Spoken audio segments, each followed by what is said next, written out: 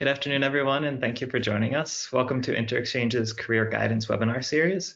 My name is Tammin Nicholson. I'm the Program Manager for the Career Training USA program here at InterExchange.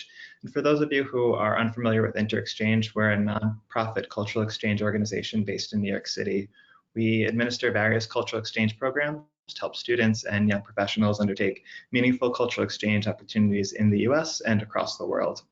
Within InterExchange, the Career Training USA program provides J1 visa sponsorship to candidates who have already secured internships or training programs in the United States. You'll hear a bit more about that program from one of our panelists today, but we basically assist students through pre-departure and provide settling in resources, check-ins throughout their program to ensure safety, well-being, cultural engagement, and program satisfaction. In addition to our panel today, I'm also joined by my colleague, Ashley Lulling, the Participant Experience Manager for the US Outbound programs. Ashley, I'll let you introduce yourself in those programs. Thanks, Tammin. So yeah, InterExchange also offers work and volunteer abroad opportunities for US citizens in 11 countries. These include teaching English programs, au pair programs, learning Spanish, as well as work and travel. And we're really excited to have Tara, who participated in 2 of our programs, our Language Homestay Spain program, as well as our Summer English Camp program in Italy. Excellent, thank you. So while physical travel is maybe not possible for many of these programs at the moment, we want to continue to be a resource for students and young professionals seeking professional development information and opportunities. So today we're going to do something a little bit different. In the past, we've interviewed panels within specific industries to gain insight and skills into the tools to help potential exchange program participants in those specific fields. Today, we're going to talk to alumni of various exchange programs and collect their advice on maximizing exchange program experience, and then also how to segue that experience into future opportunities. A quick note before I start our panel introductions. Our panel is a bit smaller than we had previously anticipated. So we just learned this week that some of our panelists have obtained new jobs or they're just no longer able to participate for various other opportunities that have arisen. Their gain is unfortunately our loss, but from the discussions prior to this webinar starting, I know that we have more than enough advice among our current guests to provide a valuable session. So I'm very excited to continue and have this conversation. So without further ado, I'd like to introduce our 2 guest panelists. First, I'd like to introduce Tara Branch. Tara is from the US, and as Ashley said, she participated in multiple exchange programs. She completed the Language Homestay program in Spain in 2016, and a year later, the Summer English Camp Italy program in 2017. And since then, Tara has been teaching English online and in person in the United States. We're also joined by Mallory Berthaud. Mallory is from France, where she studied human resources and international business in Aix-en-Provence. She completed a 7-month internship at Academic Travel Abroad in Washington, D.C. in the second half of 2019. And since then, she's returned to France and started her own communications and marketing strategies business. So thank you, Tara, and thank you, Mallory, for joining us today. Happy to be here. We're very happy to have you both. Just some quick housekeeping before we get into the Q&A. Due to the size of the audience, everyone is muted, but everyone who's not a panelist is muted, but if you have any questions throughout the presentation, just type them in the chat box and we'll weave them into the questions that we have already prepared for our panelists. So I guess to get started, Tara and Mallory, I gave a brief introduction into your experiences, but could each of you tell us a little bit more in your own words about your exchange program and what you've been up to since your time abroad? And Tara, maybe we can start with you since you were first with the introductions. Okay. So my background was actually in marketing, and I did like you said, I did the summer camp program twice, and then I did Spain in 2016 also. It was probably the best experience of my life. I still talk about it, and I've even through marketing, using that, I've been able to get other people to do it or to at least go for things like that. I wasn't able to study abroad in college, so this kind of aided me to do something like this. And I was like, well, I can't study abroad anymore. What can I do? And I was like, what opportunities to go abroad? And this Teach English came up, and InterExchange was the first one on my Google search. So then I just started to get into it. I talked to Ashley and then someone else for the Spain program, and it just kind of went from there. But I feel like I gained like just so much like knowledge, and it really opened my world up even more, just how different people live, and but also like we're kind of the same. So that kind of in a nutshell. Excellent. For me, I was going out of my. I did a bachelor, like you said, in international business, and then I went for my master studies, and I already had done an exchange semester in the US, because it's been, I think, like 5 years.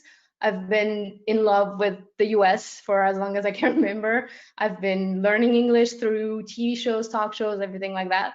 And so I've always wanted to go. So I went on an exchange. And then for my experience, I wanted to have the experience of working abroad, seeing how other people work when it's not in France, and especially in HR, because I was doing my master in HR. So I wanted to see kind of how the world of like how people worked somewhere else than France. And that's kind of the idea where it started. And so I looked for an internship. I got the internship.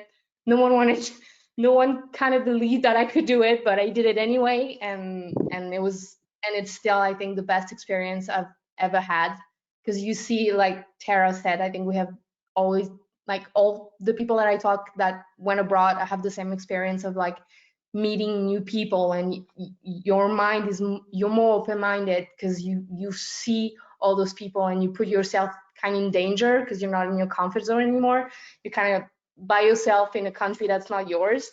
And I don't know, I just learned so much. And I also had I think the best company I could work in and I could work for. They were so amazing. I had a lot of opportunities to develop new skills, and I had the freedom of speaking about culture. And it was a travel agency, so it was also in a multicultural company. So it was it was the best experience that I've ever had.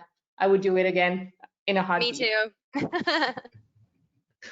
Excellent. So you both kind of talked about the interactions with other people and meeting, new people and new cultures. What are some of your cultural highlights, or even I guess Mallory, in your case, what are some of your professional highlights from your time in DC? Well, I kind of knew a little bit of the American culture, so I didn't have that shock as much as I had when I was on exchange. But I guess it's just like the way that, I don't know if it's the same in other countries, but in America, it's always like open-minded. I've always met people that were interested in how my culture, how I was working in France, how I don't know about, we talked about like all the strikes, and how in terms of HR, how it was in terms of I don't have the words, sorry. That might happen because I haven't speaking in English for a long time. It's been a while, so sometimes I'm gonna miss my words. Sorry about That's that. totally fine. But I could see that in terms of regulations, it was different. For example, in terms of law regulations and how people were hired, for example, it was way easier in America than it is in France. We have so many laws that regulates how you hire someone and how you can fire someone, and that was a big difference.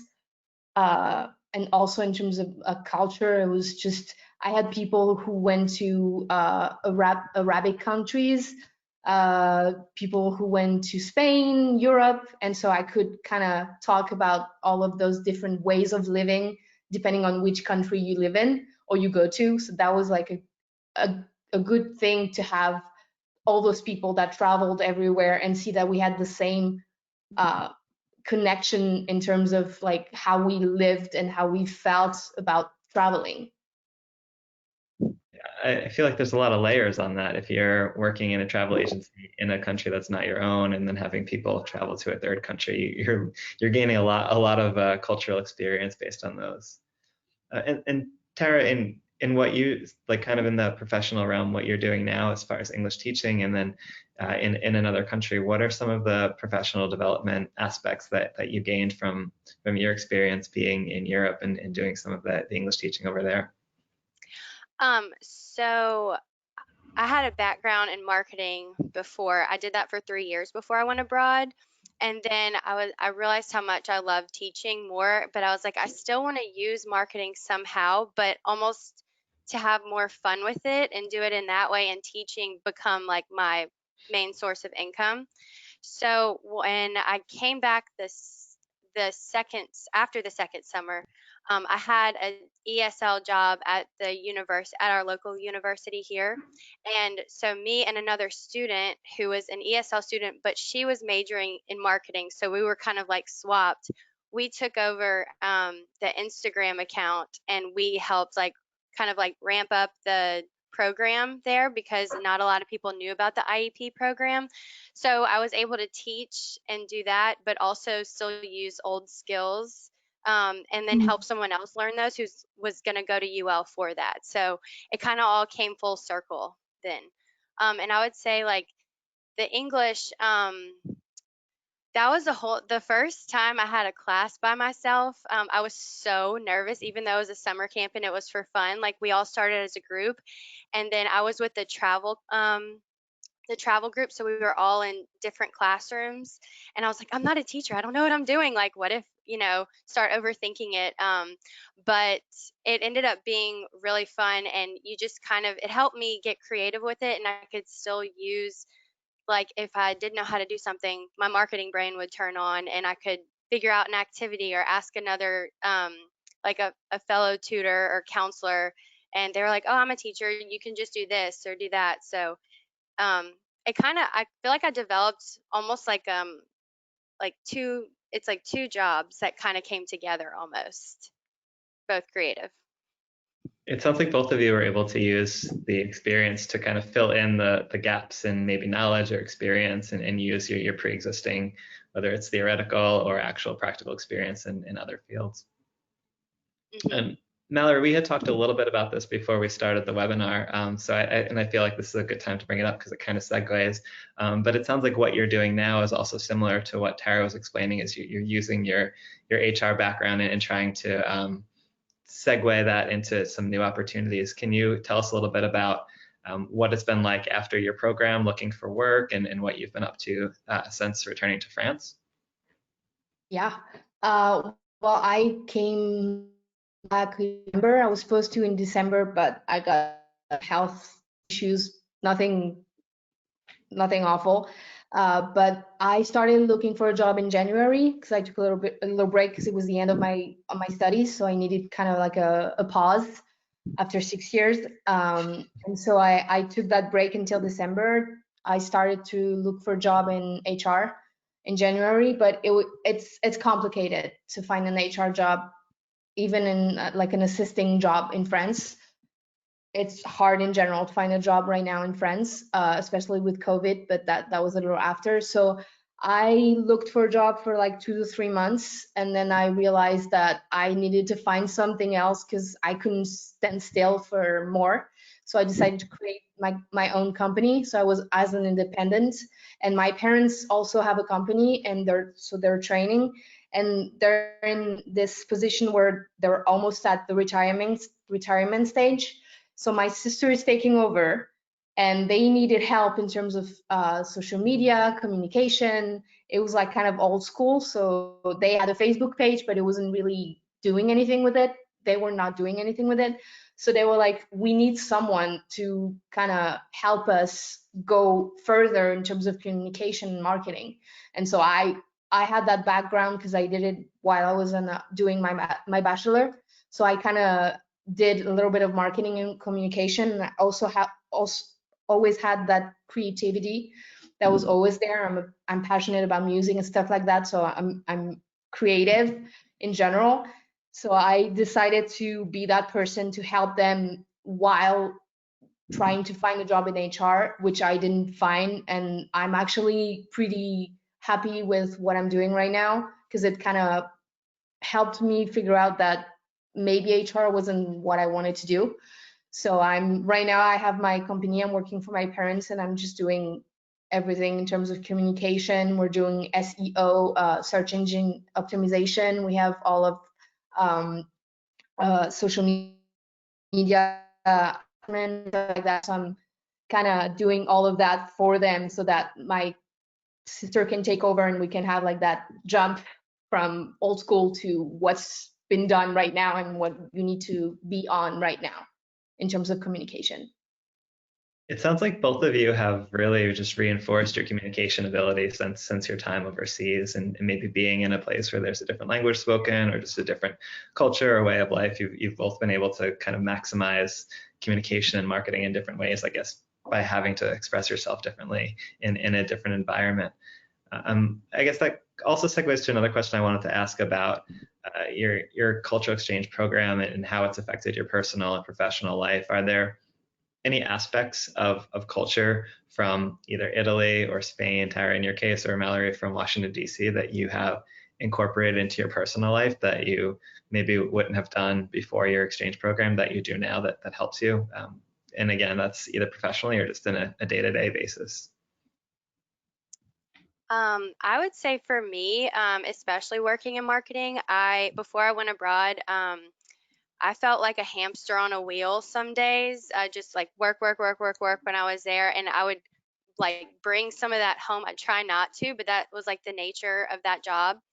And then when I went to Italy, which is 100% different and everything is slow, I think I still take that now. I'm like adamant when I go in for an interview. I'm like, look, I'm here to work, but like I realized how that job was kind of one of those that you have to really like love the grind. And I had to admit to myself, I like to work, but I like the work life balance a lot more. Like I want to feel like I can leave work at work, and you kind of have to like personally choose that. But I also want to work at a place where I'm not stressed out all the time. So that was another thing with teaching. It's like I can finish it at a certain point and then leave it there.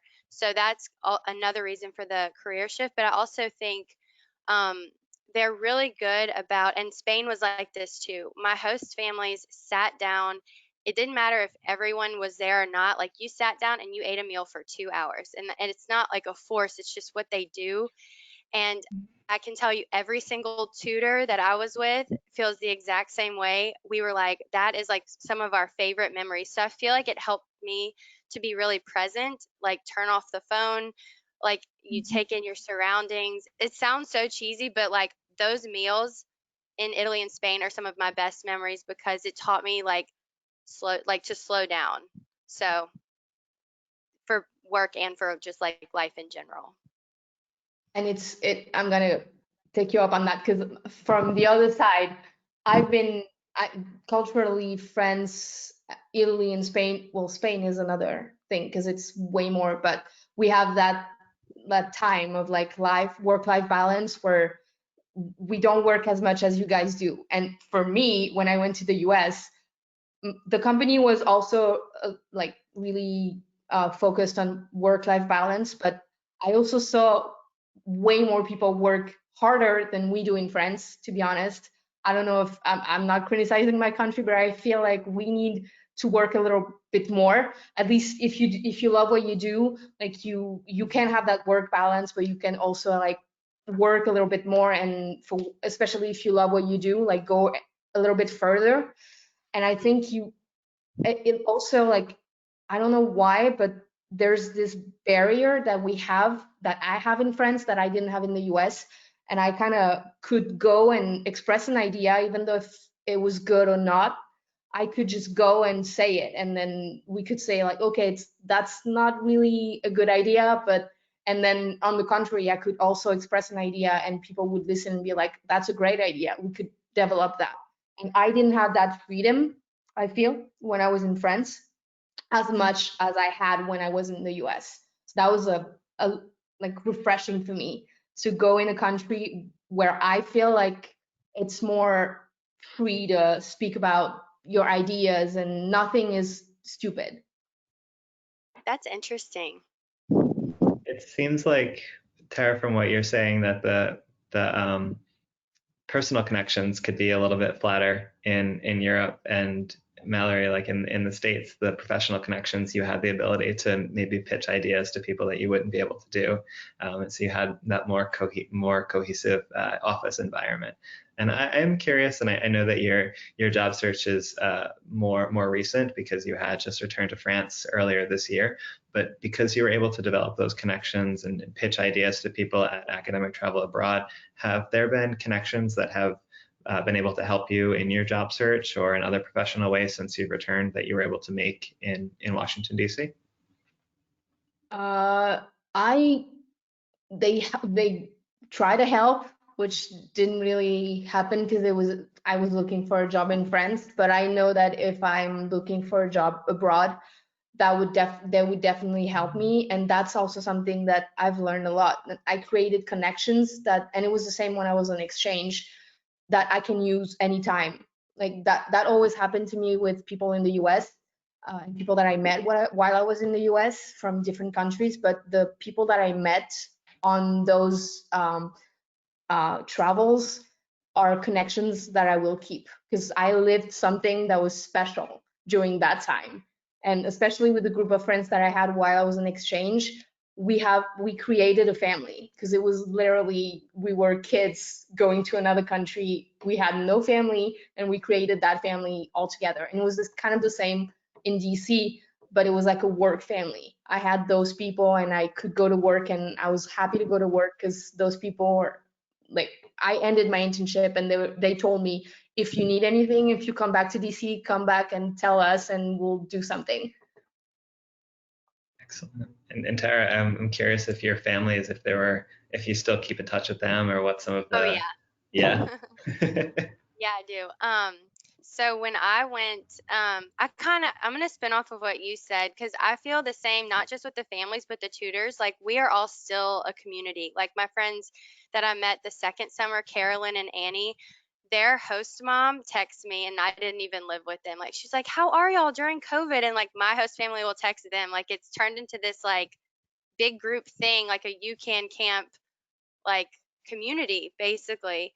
Um, and then another thing that I like is like, we're from all over. So we've come from different places, and you don't have to like keep up as much like you would with people that live near you. You feel like, oh, I got to see this person. That we kind of came on the precedence of like, we're from different places, but we all like keep in touch. And like, sometimes like I'll be able to plan a trip. Like, we were going to plan a trip to see each other in the States, but COVID happened, so that's postponed. But I think with like my host families, the one that I'm the closest to is my first host family, and they wrote on their I guess their information that they spoke English. They did not speak a lot of good English, so I got there and like I hadn't like connected the Wi-Fi yet, and I was like, oh my God, like I'm not going to be able to like communicate with them, like I'm freaking out and like whatever. And then I ended up being the closest with them, which was really interesting. So they're like a second family. Like, I feel like I could go to Italy and I have 4 different spots. If I needed something, I could easily call them and be like, oh, come stay with us. Like, earlier this year, my host mom was like, you should come live with us for 6 months. I'm like, I can't do that. I would love to.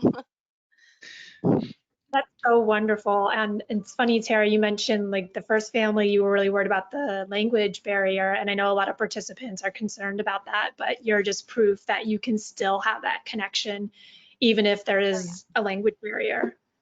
I think it's like vibes too. You know if you're vibing with people or not, even with language, or you can hear people's tone. So like, we use Google Translate a lot, but we would laugh at it. We're like, we have no idea what we're saying. Or like, my host mom would like say something and get really like Italian, like like flustered, and then she like smiles and starts laughing at herself. I'm like, I don't know what you just said, but I know you were like angry for a hot second. So You can always use your hands. That was an advice that I got from a teacher of mine. She was like, you don't know how to speak English, but drinking, you can do it with the hand. Like, there's so many things. Speak with your hands, start there, and then you can go from there. You'll find a way to make yourself understand. yeah. Mallory, go for it. You're obviously fluent in English, but I am curious, going to a US office, was there any idioms or business English that people use that made it difficult for you to immediately immerse yourself, or were you able to overcome those pretty quickly? It was easier for me because I was pretty fluent before I went. But on my first experience on the exchange, I was like so happy. I was like, I'm speaking English fluent for French people. I was like, I'm gonna be fine. And then the first day I arrived, I was so slow and my brain was so slow that I was in class and I couldn't follow. I was like, oh my God, I am not fluent at all. I'm the worst in English. And it's just the brain works slower and you need to get to the point where at first you're tired and then after a few days or a month you get there. But it wasn't really an issue for me. But I guess it's because I worked beforehand a lot. I taught myself English by basically watching TV shows and talk shows. So that's, I'm not gonna lie, I didn't took a book or anything. I just watched TV all the time. My host siblings in Spain said the exact same thing. That is how they learned English. The oldest, he was 17 at the time, and he was obsessed with American movies. And he was like, yeah, I would turn on the subtitles, and that's how I know English. That's so funny. Yeah. You're reminding me of all these things that I forgot about, like that. We titled this webinar just advice from alumni, and I think the two pieces that at least I've picked up already is use this time right now to practice your language, whether it's watching TV or subtitles or things like that, and then also the connections that you make are really important professionally and also culturally, and so keep those connections up even if you can't see people on a day-to-day basis. So early on, I feel like there's some strong takeaways from this webinar, at least that I'm getting from both of you. And And it's I think also, if you also, don't speak the, oh, sorry. no, go ahead. You go. If you don't speak the language, just don't be afraid to speak. Try it. And then as long as you try, I feel like people are going to be nice to you because it's like you're trying. At least you're doing something, you're trying. And just find something, because that's how I taught myself. I was like trying to figure out a way to make it fun. So at first I used my music and I was translating my music so it was work without being work. And then I turned to TV because I love TV. But if you like reading, read a book that you read in your own language and then read it in English, for example. If you want to learn Spanish, look at it in Spanish. If you like Harry Potter, look at it in Spanish if you know it. For example, like find, if you want to learn a language, I think you can find a way to make it fun, and then it's not even work anymore. Yeah, that's funny you said that because one of the girls that I was with, she bought the Harry Potter book in Italian and she's read it like 5 times in English. She bought it like the first or second day we were there to learn Italian. So, and as far as networking, I feel like something told me to like stay connected with InterExchange too. That's why like every now and then I'll check in with Ashley because I'm like, first of all, I just love this company in general and like what it did for me, but it's also like now I know 2 other people and it grows, but everyone's kind of got the same interests of like different people, cultures, even if you're wanting to do a teach English or learn Spanish or whatever through y'all, there's like so much to do and so many like good people to connect here, business, English, whatever. So that was another thing I took away from this. I feel like I've made a lot of connections with people away from like where I'm from with similar interests. And Tara, you've probably had a little bit more time. Well, you've definitely had more time to make those connections and to talk about your experience. So when you talk about your experience, whether it's in a job interview or in some other way, like what do people typically ask? Like what would a current employer ask in a job interview about your international experience, or how do you talk about it in a way They that wanted to know the details. Like when I applied, so when I was between the 2 programs, I knew I wanted to go back, but I wasn't sure what I wanted to do. So I applied for these like smaller business, like temporary jobs, and everybody was asking me more about that than like the related experiences, which was kind of funny. And I want to talk about this, but I was like, I don't know how it relates, but sure. So I would just like talk about it. And I think it shows like for them, like, okay, she obviously had this related business or marketing experience, but when you talk about that, it shows that you're willing to put yourself in like an uncomfortable situation or a new situation. And I think for employers, that's I think that can be attractive because they're like, you know, she's adaptable, or she'll try something new, or it's like those kind of skills that will translate, and then they'll see how excited you get, because I don't know one person who's done this and has not got excited talking about it. Like, you know exactly what I'm talking about. So I feel like they see the enthusiasm, and it can only make your interview get better because they see you're passionate about it too. Definitely. Mallory, I feel even though we're talking about your internship at Academic Travel, it probably came up during your own interview that you had a previous exchange experience in the US.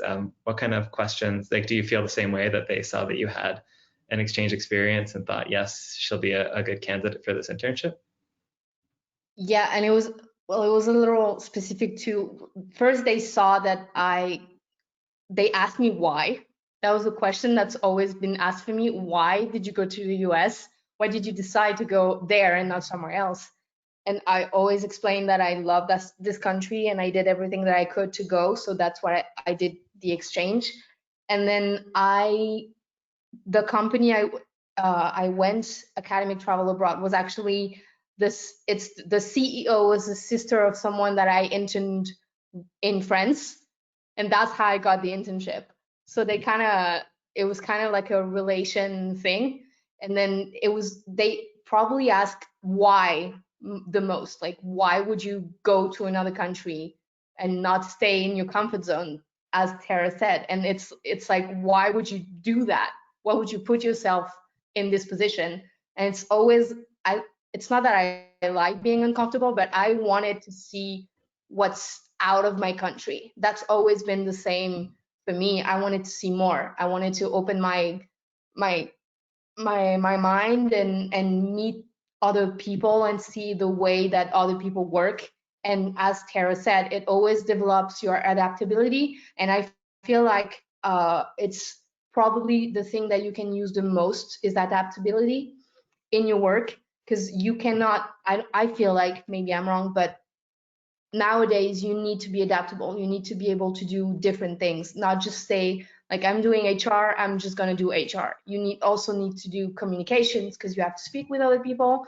I also need to have creativity and because I can have to find ideas for, I don't know, like a travel to make the company, like the workforce, more like get together and communicate. I don't know, I feel like you need to be adaptable, and that is what helped in terms of my first exchange, helped me because it was the first time, and then that time it was like work related, and I had to adapt to a country where it's still not my first language, so I still had that a little barrier, even though I was fluent, but you still have that barrier of, like, it's not the same way that you work.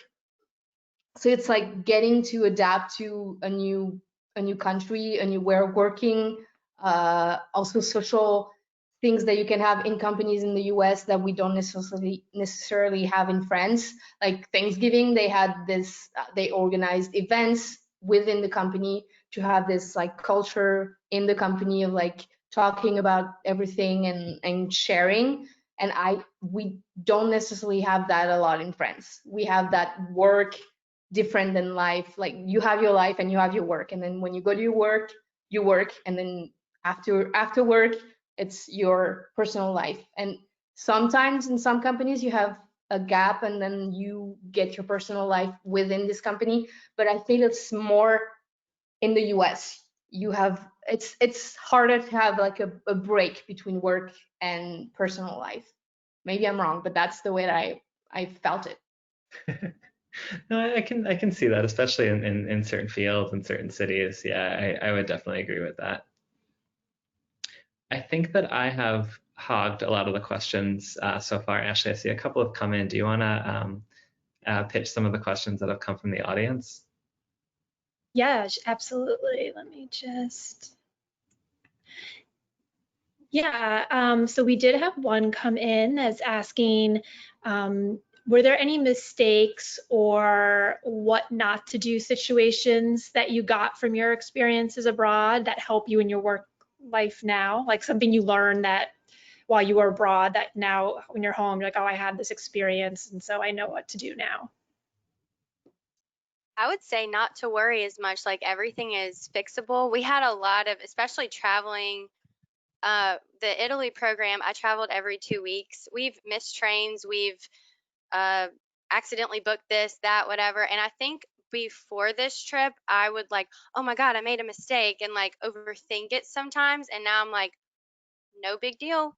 Like it's fixable. So I would say, not like a terrible mistake happened. I think if you're worried about any kind of mistakes, like learn the culture of the country and the families, to avoid those things. Like our coordinator, Sarah, kind of prepped all the tutors who were going to live with the host family, wear shoes inside the house, like things like that, like where I'm barefoot, in my own house. So I think you just have to learn the cultural things. But as far as like things working out, I feel like in work and in life here now, I don't worry about certain things anymore. I'm like, it's whatever. So Mhm.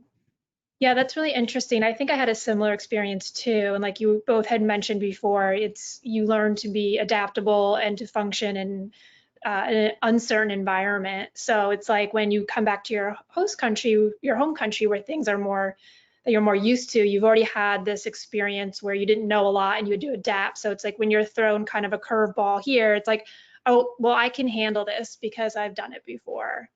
Yeah, but what about you, Mallory?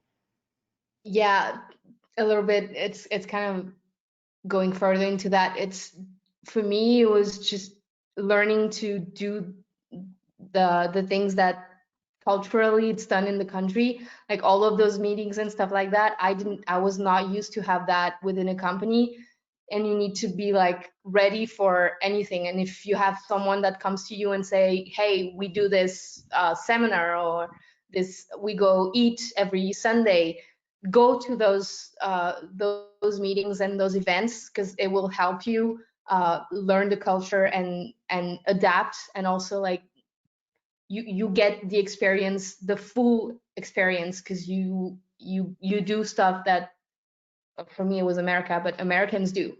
So just don't hesitate to go out, visit, go to events either from the company that were organized by the company, or that are organized within the city, or something like that.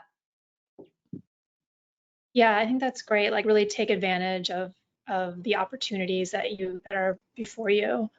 And this is another question that came in. It's kind of similar, but do you either of you feel that your experience abroad helped you adapt better to all the challenges that we're facing now that were created by COVID?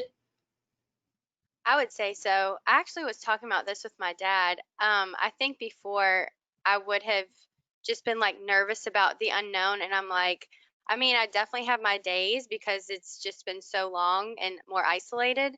And I'm a very social person. But again, like it's almost like when they teach self-help, like the self-soothing, it's like everything's going to be fine. Like things are just going to work themselves out, or I can call someone, or I can do this. Like you start to kind of find your own solutions to problems, or just not worry as much. I think one thing I've noticed between Europe and America, people in Europe just don't worry about stuff as much. Like they had the Nice, um, I think it was in July when they had that guy that ran through all those people, and it was that terrorist attack, I think.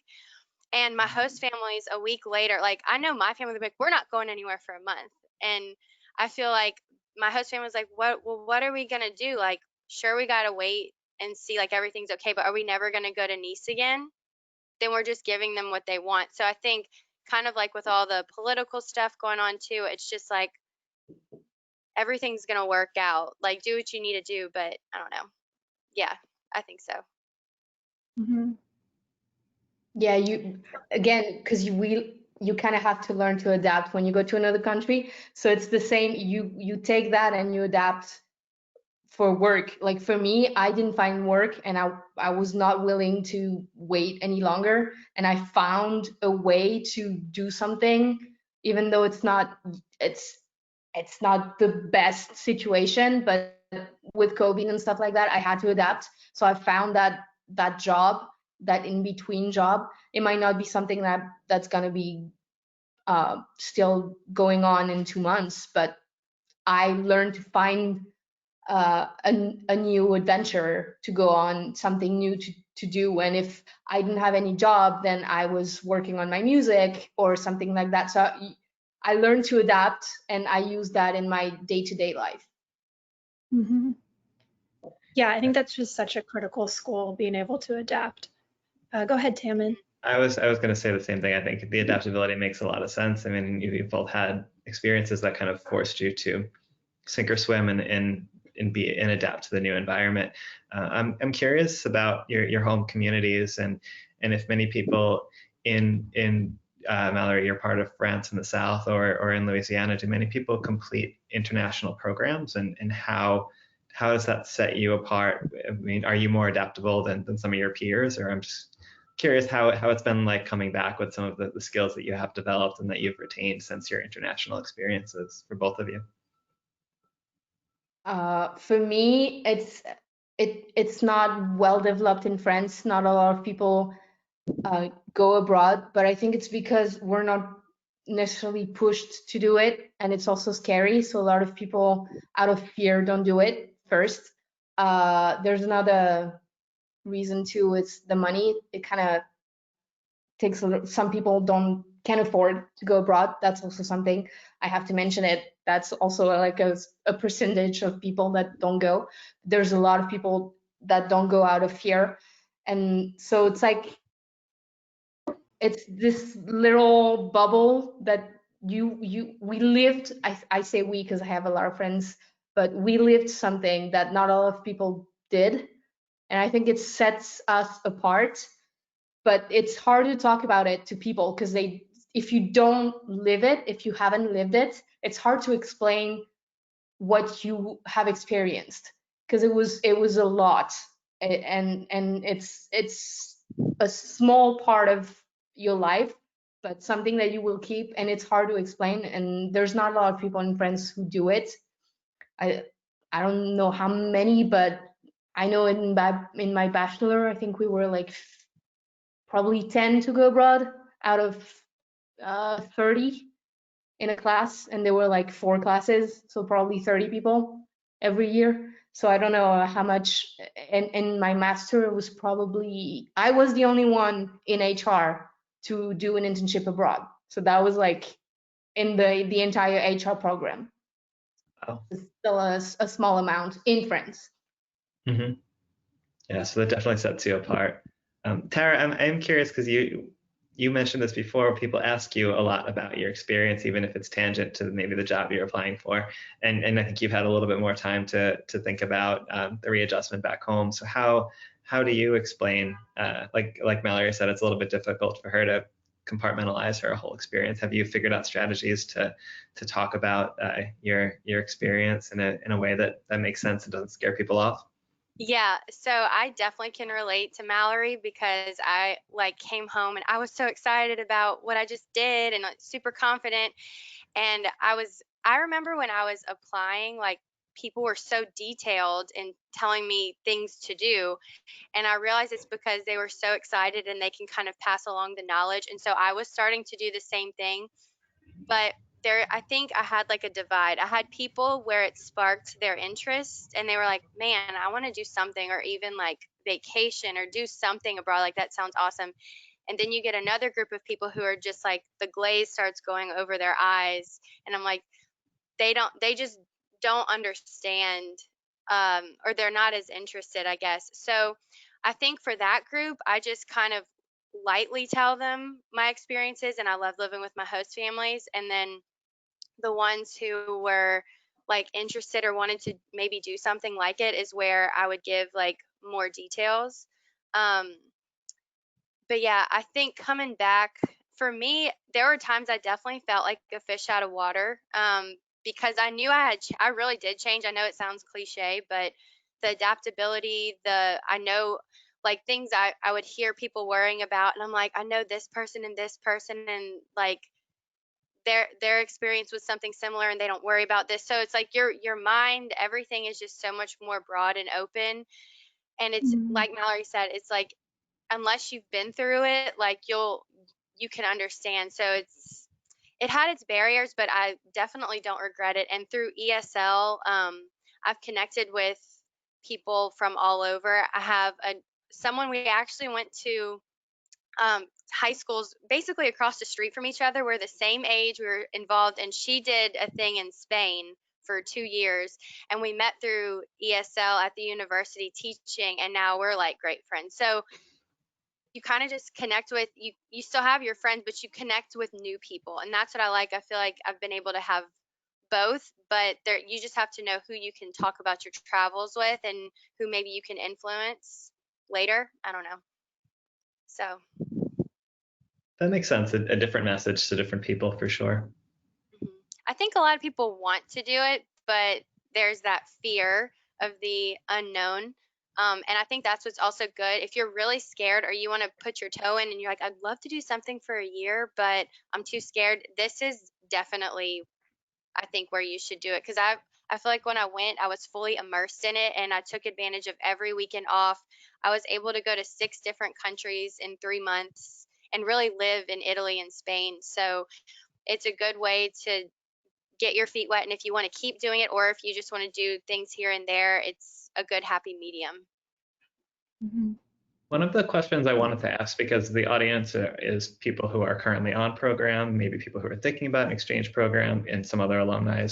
But for those who haven't done an exchange program, and maybe they were supposed to this summer and it had to be paused because of COVID, what advice would you give to someone who was interested in doing, whether it's a teach abroad or an internship abroad? Do you have any tangible advice that you would want to impart during this webinar? If you're worried about money, I would just start planning ahead of time. So I'll be honest, I lived in a different city and I moved back home with my parents and I saved at least half my paycheck to be able to do it. And but it was still so worth it. There were a couple weekends I missed out on things. I don't even remember those weekends because I knew I was coming back at some point. I would say get a part-time job if this is something that like you really want to do. I can't stress enough, like you just have to do it. Um, and you might have to make like some sacrifices. I was like, oh, I really don't want to move home with my parents. Like I always said I would never do it, but my parents were so supportive of me doing it. My dad was kind of like not sure. He's like, you have a great job, and now he's like, oh my gosh, when are you gonna go back? Like you loved it. So um, I think those kind of things work themselves out. I would if you really want to make it happen, you'll make it happen. And I would say prepare. The first summer, I felt like talking with Ashley and talking with the coordinator for Spain um, really helped me.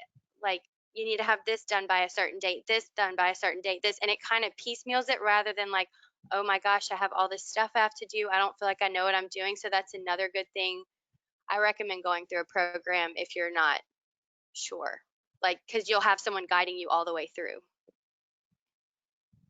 Yeah, research a little bit before, like where are you going, like location, if you can meet with someone that knows or went there also to know, like, I don't know, depending on the city, if you're going to Los Angeles, where you should live, how how do you travel within the city, ways of transport, I don't know, like how much it can cost, like just simple things, but just prepare the basic that you would do, like how much do you need to live, how much it costs in whatever city you're going, and then just do it. Don't hesitate. And like if you think you want to do it, trust me, go for it and do it, because it will be worth it, even though you're scared like as hell. Just go for it. I was almost my first exchange. My parents came with me because they were worried. I was worried, but I wasn't saying anything. I almost cried when I arrived on campus because I was by myself, and like my parents were like, "Are you sure we're gonna leave you alone?" I'm like, "Well, I have a meeting at 9. I don't know what I'm gonna do, but we'll see. And if I need something, I'll call you."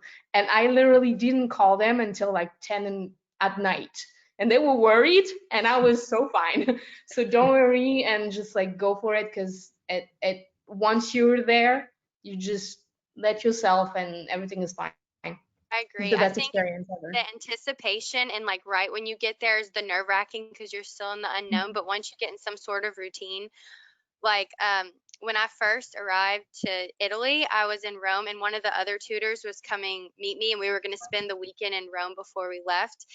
And I was fine. I had all my connecting flights. Everything went well. Then I got to my Airbnb and I realized Rome doesn't have street signs like they do in the States. And I'm like, I don't know where I am, what's going on. And that's where I started to get nervous. But then the lady who ran the Airbnb was like super helpful. And I was waiting on the other participant, Melissa, but it was going to be a few hours. So people are also very willing to like help you. They're not going to be like, oh, well, sorry, you're going to have to figure it out by yourself. Like ask for help too while you're there. And people are very willing to do that for you. It's One scarier in thing, your head than it is in real life. Yeah, I agree. yeah, that is an excellent like summation. One thing I did want to add for the intern program that I didn't get a chance to expand on, Mallory, you had said before that you found this internship through a connection in France at another internship, and I think anecdotally, on the program administration side, we hear similar stories from a lot of people that I found this internship through a connection I made domestically.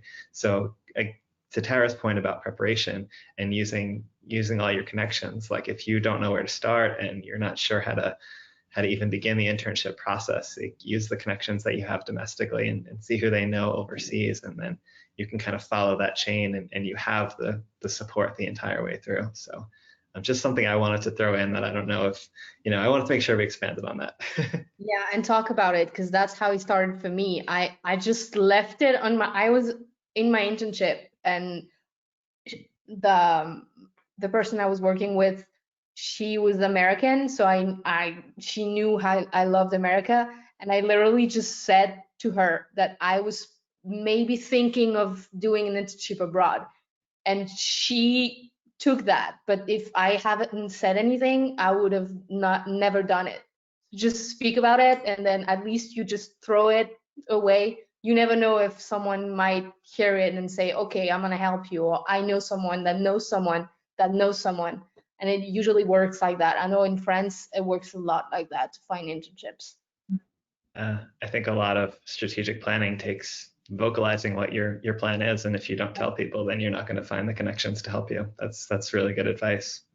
Yeah, and I think even if you're on the fence, like still say it, because I know for me, when I was starting to think about it and I started contacting, I was like, well, I'm still not sure if I'm doing it. And the more I kept talking about it, the more I was like, I'm just going to do it. Like, I'm going to go for it. So, and again, literally the best summers of my life. So, yeah. So we have about 5-10 minutes left. If anyone in the audience has any questions, I do. So, but feel free to type them in if you have any questions before we end at 3. So we talked about advice that you might give to someone who's thinking about an exchange program. What advice do you have for anyone who's currently on an exchange program and maybe they're wrapping up in the time of COVID, or maybe even they'll finish their program next year if they're on a longer program? But what advice would you have for someone coming back from an internship abroad or teaching abroad or summer camp abroad? Keep your connections. I'll say when I came back, for me, I taught at camp, so I connected with parents too, not just like my host family. I still talk with Sarah, who was the Italian coordinator. I guess Ashley, you and her have the similar position, but Italy and America, right? Right. So we work with Sarah on the program in Italy. Yeah. So, but the parents, I made a connection with one of them, and she invited me to lunch one day. And then the following summer, I was trying to decide what I wanted to do the next summer. And she asked me, would you want to come teach English and live with us the entire summer? And I knew I wanted to go back to the camps, and it was such a hard no. I had a very hard time saying no to that. She was going to give me a car to drive her kids and everything. It was like fully loaded experience. So if you connect with someone, get their contact information, get WhatsApp, get their email. And it's not just just for networking, but I like that I have people I can talk to and like go back and visit one day, and you never know how that's going to transpire. And also with like tutors or anyone you're really close with, I don't know, things just kind of cycle themselves. So I would say connect with people, tell everyone thank you, maybe get them a gift. I know we printed out, when Melissa and I stayed with our second host family, we took a group photo and we went to a little photo shop and had it printed out and framed it and gave that to them before we left. So that's another thing you can do. And now they still have that. Yeah, and Yeah. thank you so much for sharing that, Tara. I also just wanted to add that, so Tara did our summer English camp program twice, and she had mentioned she was a little nervous about going abroad and doing the program, but she, embraced it, and she did such a good job that our partner in Italy actually asked if she would come back in kind of a leadership role, and she was given a stipend, and so she was participating in the program, but also in a leadership capacity. So I think it just shows, like, embracing the experience, more things can come from that. I'm sorry, Mallory, go ahead. No, it's okay. I totally agree with Tara in terms of like everything you said. Keep the connections and keep in touch, but also like enjoy while you can, because you don't realize how amazing it is until it's over. And I don't know if that happened for you, Tara, but the 2 times, either it was like a couple of months after or like right after. I know for my first exchange, I came home and for a week it was very hard for me. I kind of Yeah, had that backlash of like I lived something and I knew I lived something that was pretty amazing, and I don't know if it happens to everyone, but maybe be prepared that you might have this, and it's normal, this like depression state of like I'm home and it's hard to go back to your life when you experience this abroad and you've opened your mind and you go back to your country and you have to go to that old routine that you had, but it's totally normal and you need to adapt, exactly. readapt That's to another your time country. to adapt, But is that, yeah, I think it's called, like, at LSU where I went to college, they have that for people who study abroad. They have like a pamphlet you can pick up, and it's like, I guess, like mental health related, but it's called reverse culture shock. So it's like you left and you come back, but you've changed, and having to adapt to things you know now to an old way, not necessarily an old way of life, but trying to make the two mesh. And I think I definitely had that on a connecting flight from Madrid to, I think it was Ireland, coming back. There was a seat like next to me that was empty, and this other guy, and I just like couldn't stop crying. I was like so happy because I was like, I did it, like I did this whole summer, but then I was like really sad at the same time. And I didn't think I was going to connect with my families in the way that I did. I didn't have that expectation, and then when it happened, I was like, wait, I don't want to leave, I could stay here for a year. So yeah, I would definitely prepare for that because that was kind of hard. and it's normal. So Yeah, yeah. everyone goes through it, I feel like. Yeah, you level out. You for sure level out, but you have to give yourself time to deal with that. Yeah, Mhm. that's really good advice that I was actually gonna ask, what advice would you have for people who've just come back, but I think that's solid advice, that it does get easier, it does level out, but reverse culture shock is the norm. And it's unfortunate, but it definitely happens to people, most people. You can talk to the people that you met or some other people that you met during your travels, because we all experience it, I feel like. So you can just always talk to someone and be like, is that the same for you? Or it's like, or you just remember memories of when you were abroad and then you realize that like you lived the same thing, and then you can relive kind of those moments. So just like enjoy it as much as you can while you can, and then relive it with people that you met and the connections that you kept. Exactly. Again, tying it back to your connections, communication, your network. Yeah, keep in touch with people. Definitely. So with that, it's 3 o'clock on the dot, at least according to my clock. But I don't want to have the last word. So Tara, Mallory, is there any last words of parting wisdom you'd like to share with the audience before we log off? Do it. And InterExchange is the best program like I've ever like gone through. So I still, like, Ashley, I'm so thankful for everything you did, like, to set me up, even when I was like emailing all these questions. Don't ever feel stupid for asking questions. It'll help you feel comfortable along the way. And like, that's what everyone's here for. And also the people on the other side, what you're nervous to go do, they want the same experience as you. They want new people in their world too. So everybody's looking for the same thing. So it's going to be fine. Do it. Yeah, I agree with Tara. Do it. We all agree on that. Do it. No regrets. You won't have it, or something is wrong if you regret it, but that rarely happens or doesn't happen. But yeah, ask questions. Feel free to ask questions. I also sent tons of emails and I was like, is this stupid or not? But just don't feel stupid or anything. Just ask anything. There's no wrong or right question. It's just people that know better and you can ask anything. I had an amazing experience with InterExchange as well, so you can ask anything you want.